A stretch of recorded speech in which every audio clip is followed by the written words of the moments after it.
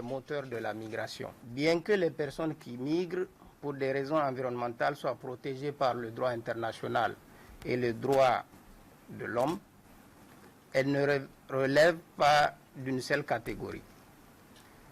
Étant donné que les mouvements des personnes sont et continuent d'être affectés par la dégradation de l'environnement et le changement climatique, il est de plus en plus important d'apporter des réponses à ces problèmes. La vision de l'OIM sur la migration,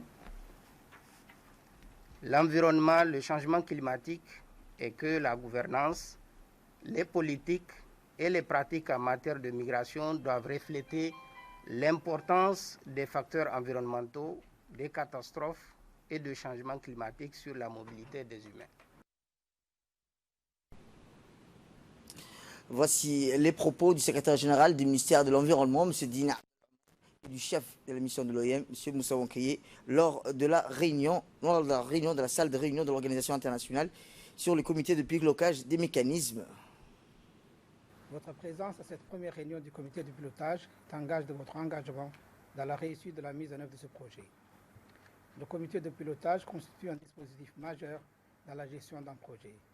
Il est chargé, entre autres, de faire le point sur l'état d'avancement des différentes interventions du projet, d'examiner ses résultats et de valider le plan de travail annuel.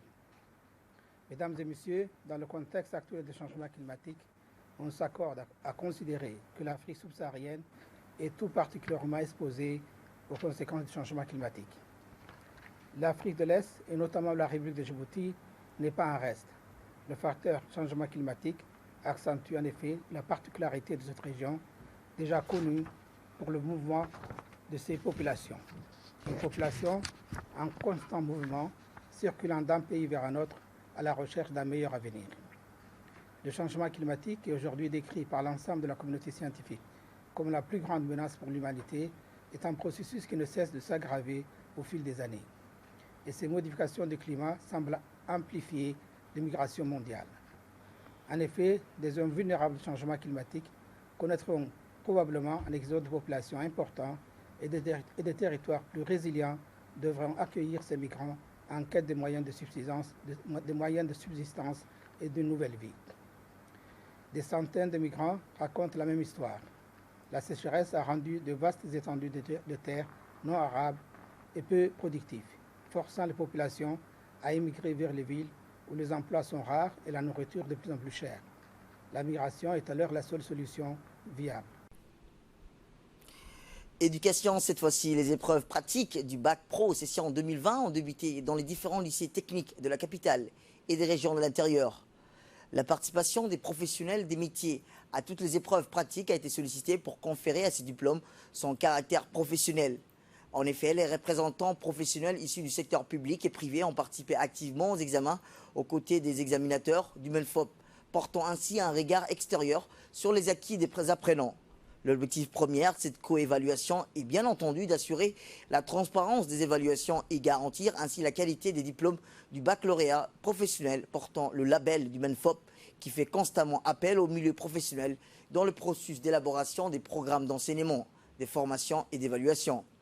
En effet, co-formés et co-évalués par le MENFOP et le milieu professionnel, les apprenants du LETPF sont mis à la disposition du marché du travail prêt à l'emploi. Former et évaluer les élèves avec les professionnels pour le milieu professionnel est le mot d'ordre du ministère de l'Éducation nationale. À l'instar des autres filières de la formation, les élèves du secteur de l'hôtellerie ont subi les épreuves pratiques de cuisine, de restauration au lycée hôtelier d'Arta, sous le regard des personnes ressources hautement qualifiées envoyées par la place Kempinski et le Sheraton Hotel. Ceux du secteur industriel ont également subi les évaluations de fin d'année dans leurs lycées techniques respectifs sous le regard des professionnels et des métiers. La direction générale de l'ETPF profite de cette occasion pour remercier en son nom et au nom du MENFOP ses partenaires du secteur public et du secteur privé pour l'appui constant à la formation et l'évaluation et à l'insertion professionnelle des jeunes quand à l'occasion se présente. Exemple, nous vérifions si depuis le début jusqu'à la fin d'opération, l'élève a suivi procédure mise en place pour ce type de réparation. ce que permettra à cet élève, s'il arrive à dépanner cette panne qui a été mise par ces profs,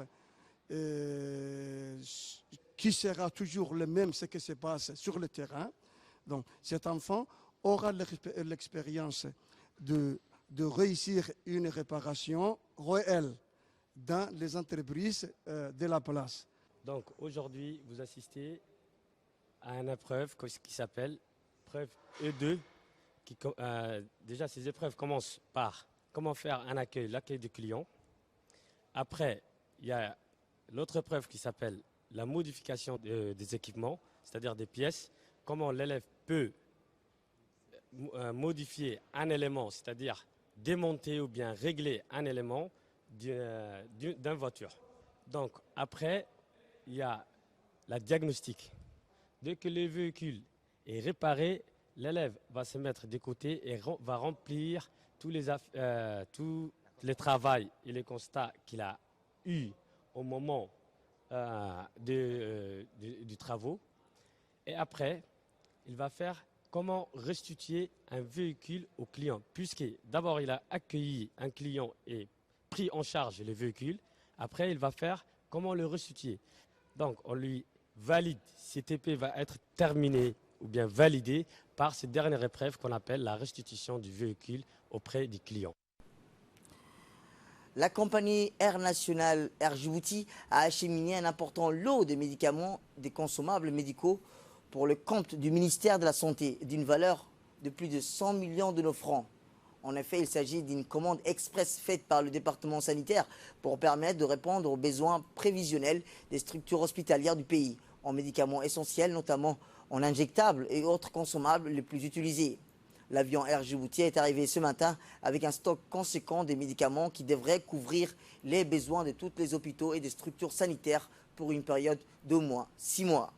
Cette commande fait donc suite à l'instruction donnée par le président de la République, son Excellence Ismaël Omar Guelleh, en raison de l'incendie qui a eu lieu et ravagé une partie des dotations médicamenteuses de la CAM. À cet effet, le directeur de la CAM a également indiqué que son institution a lancé une série de commandes des produits pharmaceutiques dans le cadre de son plan d'approvisionnement habituel qui garantira la disponibilité pérenne des médicaments dans tous les hôpitaux du public. Il a par ailleurs souligné que la CAM a approuvé tous les besoins pharmaceutiques et médicamenteux de toutes les structures hospitalières et sanitaires sans aucune rupture d'approvisionnement ne soit déplorée.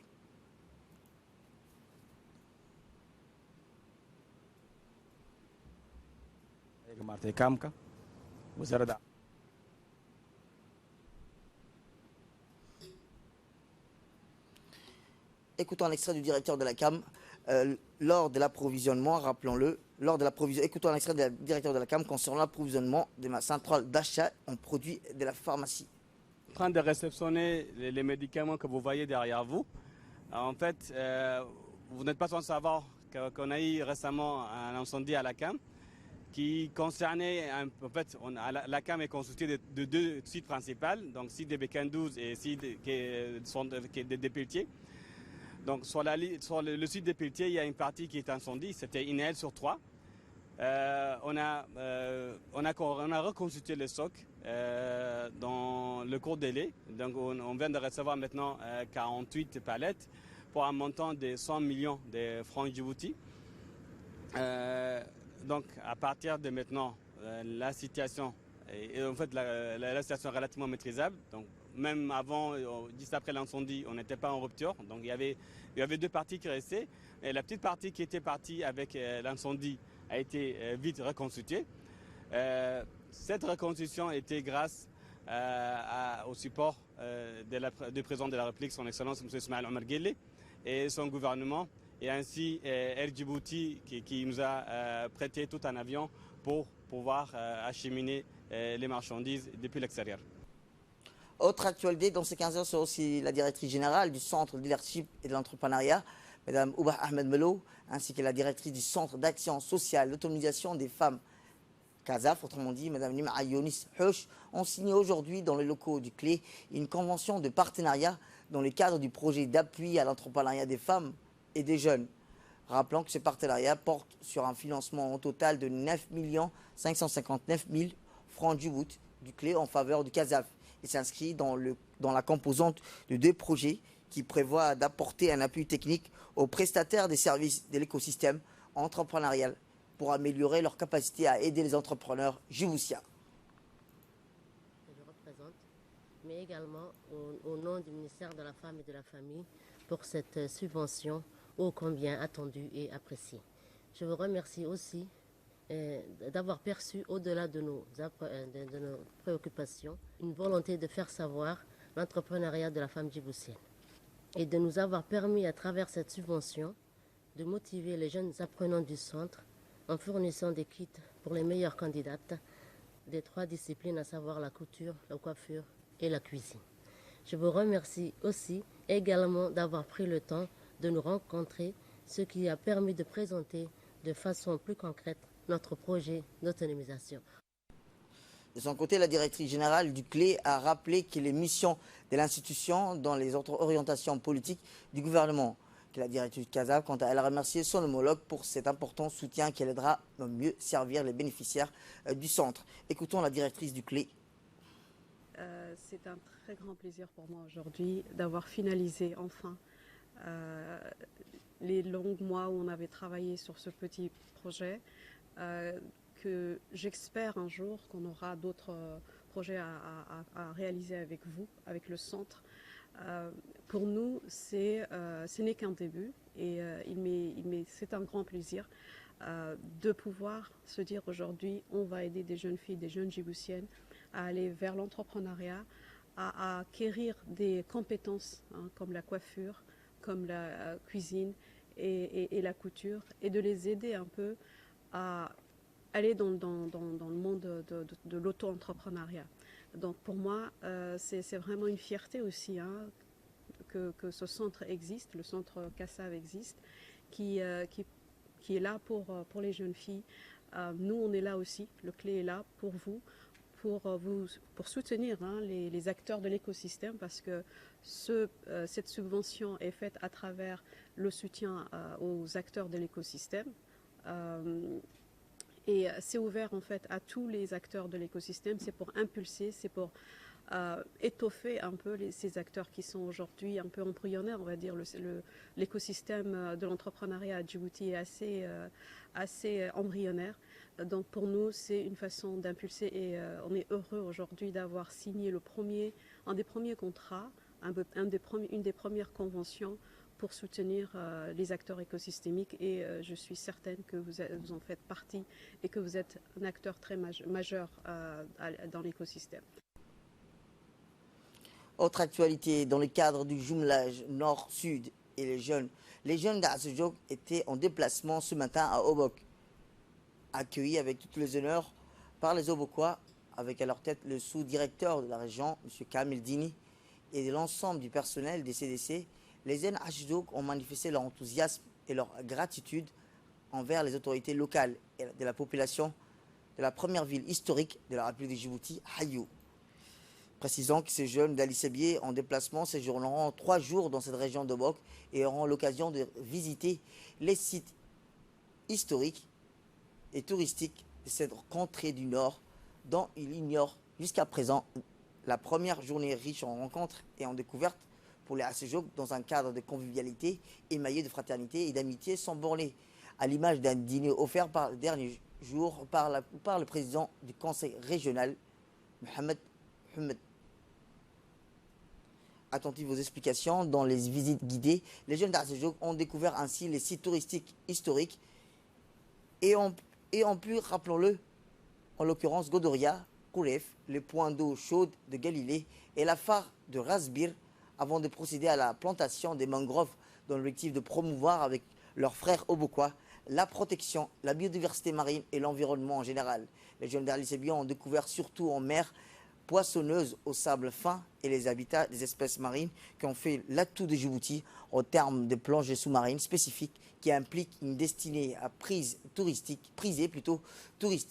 Plusieurs activités sont prévues durant le séjour de ces jeunes.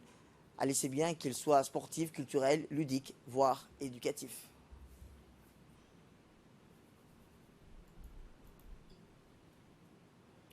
Le directeur de la sous-région a salué cette belle initiative du secrétaire d'État à la jeunesse et au sport, lors de ces jumelages.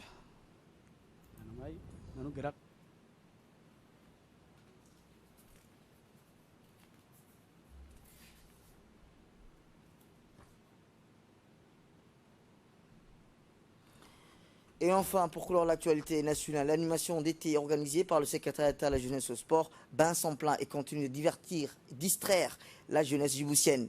L'animation d'été organisée par le secrétaire d'État à la jeunesse et au sport continue toujours dans la capitale et la région de l'intérieur. Ce jeudi, l'esplanade du stade Goulet a accueilli une nouvelle fois la séance de l'animation d'été avec la participation de la population dans tous les quartiers de la capitale de Blaos. Dès l'instant, un tourbillon d'immense joie et d'enthousiasme emporta les spectateurs djiboutiens qui chantent en chorale les morceaux.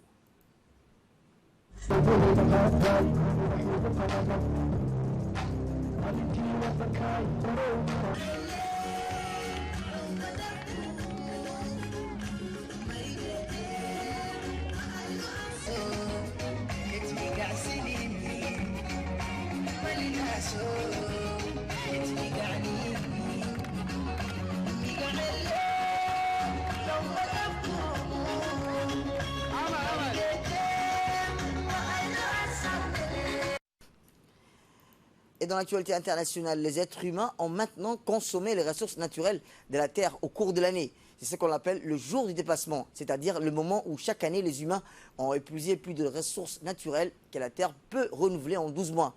Et cette année, ce jour est arrivé. Autrement dit, il faudrait 1,6 Terre cette année pour répondre aux besoins de la population mondiale de la manière durable. Ces calculs ont été effectués par l'ONG américaine Global Footprint Network, qui, depuis 2003, tire la sonnette d'alarme sur la consommation toujours plus rapide d'une population humaine en expansion sur une planète limitée. D'une part, il y a notre empreinte écologique qui comprend l'émission de gaz à effet de serre et d'autre part, la capacité des écosystèmes de la planète à absorber nos déchets et à renouveler ceux que nous avons consommés, comme le bois des arbres abattus dans les forêts amazoniennes. Et je vous le disais dans le titre, l'OMS espère une pandémie dans 2 ans, alors que l'Europe est confrontée à la résurgence du Covid-19.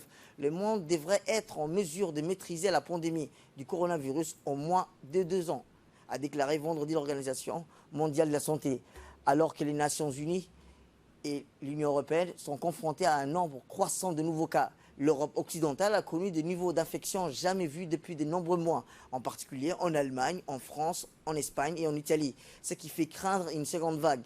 Mais le chef de l'OMS, Tedros Adhanom Ghebreyesus, a cherché à établir des comparaisons favorables avec les tristement célèbre pandémie grippe de 1918. Nous avons inconvéniemment à dire rappeler la mondialisation des proximités et des connectivités, mais un avantage des meilleures technologies dont nous espérons terminer cette pandémie avant au moins 2 ans, a-t-il déclaré aux journalistes. Et enfin, dans l'actualité internationale, en Europe, la crainte d'une seconde vague est également forte, notamment en Italie. Selon un bilan officiel publié samedi, le pays a enregistré plus de 1071 nouveaux cas de Covid-19 au cours des dernières 24 heures, franchissant la barre symbolique de milliers de cas par jour pour la première fois depuis le 12 mai dernier. 71% de ces nouveaux cas sont liés à des retours de vacances, a souligné Alexis D'Amato, le responsable de santé du lithium. Plus précisément, 45% concernent des retours de Stradon Sud qui avaient été épargnés par la première vague du virus, mais où les allées et venues des touristes et fêtards peu précautionnés ont contribué à la diffusion du virus. Le gouvernement italien a pris plusieurs mesures pour endiguer la nouvelle vague de contagion. Fermeture des discothèques depuis le 17 août dernier, port obligatoire du masque dans le lieu très fréquenté, de 18h à 6h du matin. La police de Rome a ainsi infligé, dans la nuit du vendredi à samedi, ses premières amendes d'un montant au total de 400 € pour absence de masque dans les quartiers touristiques des Trastères très fréquentés par les jeunes.